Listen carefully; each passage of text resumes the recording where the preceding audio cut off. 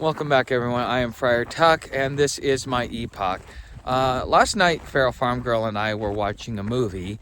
It was called The Big Short. I saw it when it first came out, and then versus now has a completely different impact on me. Because of being in YouTube and, talking about the homeless issue, or whatever you want to call it, the homeless crisis. Okay, well, sharing my story and sharing my tips and tricks and stuff like that, I've gotten a chance to be introduced to the homeless industrial complex as part of the content in which I create. And I've had a chance to interview some of the not-for-profits. I also connect with other not-for-profits, and you'll start seeing some of that start to come out in on my website through the referral network. But it highlighted it. There's almost a direct correlation between how the homeless industrial complex is corrupt, just like the banking industry, their financial industry is corrupt. And you guys have heard me talk about it being something like a money laundering scheme or something along those lines. And to be able to explain it in a way to where the average person can understand it, let me explain it to you like this. Okay, you're a not-for-profit. You go out and you get a grant for $200,000. Well, let's just say, you got to make sure you pay yourself a salary because, you're doing all the work and everything else like that. And because it's a not-for-profit, you figure you take an exorbitant salary. Let's say you take $100,000 or $130,000. Okay, but then you got to hire an assistant, and now that goes down to takes another $30,000-$40,000 a year off of that grant. Okay, so by the time you get to it, there's anywhere between $40,000 and $60,000 that's left over for you to be able to make it to the end consumer, the person who you got the grant for. And the thing is it becomes this perpetuating circle. And I learned this through what I was able to glean from one of my contacts that attended the Coalition to End Homeless event in Washington, D.C. earlier this year. And to me, it seems like it's a good old boys club. Those that are there. So let me put it to you this way. We're going to use hypotheticals because I don't know the exact numbers, but let's say you pay $10,000. Now that $10,000 gets you to go to an exclusive event where only people who have money to pay to be there can be there. So they pay $10,000. But the thing is, you need to be able to get grants and funding from the politicians. And so therefore they use the part of the money that you give them to make campaign contributions, to pay speakership fees to these congressmen, so that you can now get access to the people in power that are going to vote and sign and sponsor legislation that will allow you to either get more funding or cut your funding or help you cut out your competition. Because although it's a not-for-profit, a lot of these organizations still run it like a for-profit system. Okay, and this is for a lot of the big boys. The small people that are just starting. Those are the people that I kind of want to be able to get to before they get to the point where they get into this perpetual cycle. Because you're paying money to get money so that you can spend money to get more money, and at the end of the day, you're using homelessness as a way to gain funding. But maybe 20 to 40% of everything that you bring in goes down to the homeless. And to be able to say, hey, look at what we're doing and look at how many people we're servicing, and this is what your cost per whatever is. But they're going out there and they're buying cheap, ineffective gear that is not going to last. And then the homeless get blamed for all this trash that goes out there because we're getting things that we just don't need, and the stuff falls apart within a couple of days anyways, because they're getting inferior, defective products, going, look at us, look at how we're helping the homeless. But all they're doing is they're kind of hurting us in a lot of different ways, whether they understand it or not. And this is the perpetual cycle that happens within the homeless industrial complex. And so now they've been able to get funding for drug rehab, drug addiction, drug counseling. You get funding for feeding the homeless, of course, which is, that's something that all the homeless need, not just a certain segment of the homeless.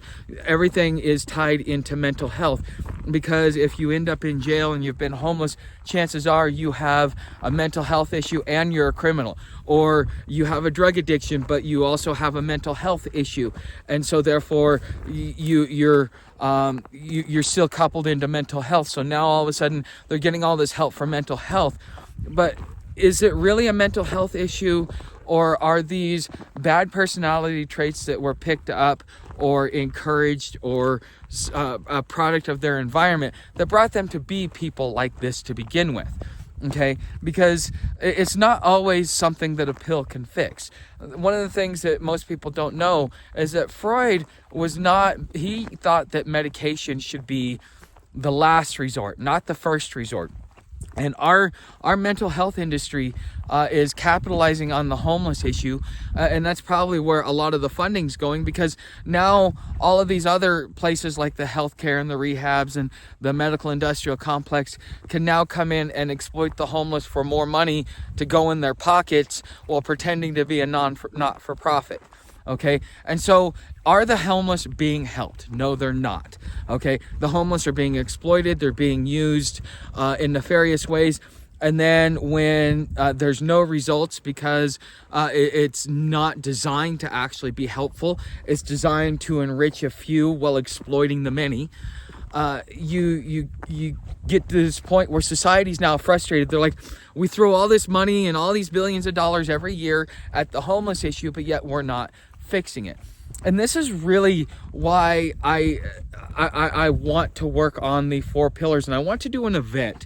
And I would love to know if you guys would be interested in me doing it. Would be an online event, so wherever you are in the world, you would be able to attend. And I think, maybe make it like $5, because the thing is I want to talk to the donor class. Maybe somebody, the people that are giving money to the homeless, whether it be directly or through not-for-profits, okay? And I want to be able to have a conversation with you and educate you the best ways and that you can make changes within homelessness that can actually force the homeless industrial complex to start doing things that are actually going to benefit the homeless. Because until we start holding our homeless industrial complex, those not-for-profits that are going out there and using us as their panda bear, or using veterans as their panda bear, so that they can get money from you, but it all goes into their pockets, and the whole infrastructure that it goes to raise money. Well, like I said, a very minimal amount of that gets to the homeless, and then they just buy massively cheap, inferior products or get donations, because as a 501c3, everyone, including these corporations, are looking for some sort of tax write-off to reduce their liability, so that they don't have to pay that much taxes at the end of the year. So the problem in which they're creating, they're now funding, saying, hey, look at us, we're funding to help the homeless, we're big partners with Coalition for the Homeless, or this or that. But how much of it actually gets down to help the homeless down here? I think that something reasonable is that at least 60 to 80 cents of every dollar that you make should make it to the homeless, and it should be about educating them on how to do better in life, such as life skill classes, such as community building, such as networking events, with not only with businesses and employers, but potential people that are philanthropists that have their own ideas about how they would like to be able to fix homelessness. Things like that are going to be more effective to helping the homeless than giving a bag that now every cop in town knows that person is a homeless. So now we just put a target on our back so that we can be identified by the police officers, because now they're using that as a way to be able to identify us. And the cheap bags, they know where we're congregating at, because as they fall apart in a couple of days, it becomes, it's almost like it's an unintentional tracking system that's being used on us. And does it actually help us? No. All we're doing is continuously living hand to mouth, instead of being able to be in a position where we can get something that's durable and quality, so that we can survive and not spin our wheels constantly, going for the next meal, going for this, going for that. You're always going to have the homeless, because being homeless almost becomes a full-time job if you're just trying to survive, especially in an urban environment.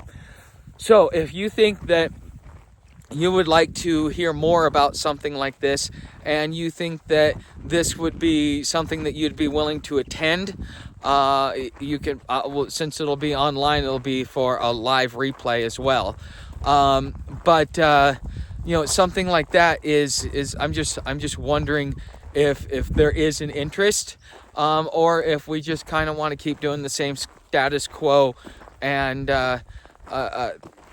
just keep it going the way it is. Because a lot of what I hear and a lot of the pushback I get when I talk within the homeless industrial complex, in the lower echelons, like the front line, the advocates and stuff like that, they'll agree with you up to a certain point. Roxy, no. They'll agree with you up to a certain point, but then you start challenging the main things that are going to keep them funded, so that they can keep a job, so that they can keep feeling good about themselves. Well, then that's when you're going to get a lot of the pushback. That's why anytime you mention to be against housing first, it's the quickest way to get kicked out. It's like being a conservative being in a liberal's house saying that George Bush was my hero.